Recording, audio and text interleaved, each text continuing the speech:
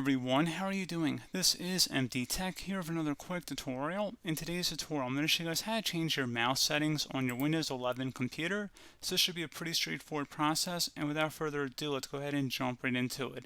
So we're going to start by opening up the search menu on Windows 11. So go ahead and select the magnifying glass, and you want to search for Control Panel.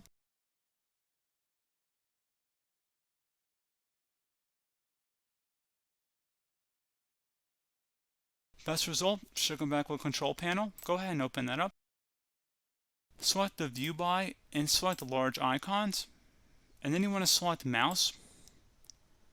So here's where you can go ahead and adjust all your mouse settings, such as switching the primary and secondary buttons, changing the double click speed on the right on the buttons tab. Move over to the pointers tab. You can adjust the Windows pointer and how it appears as well. So you can adjust different settings here. Pointer options, you can adjust how quickly the pointer moves. You can hide the pointer while typing as well. Select the wheel tab. You can adjust the wheel scrolling speed here. And you can see your different hardware devices hooked up.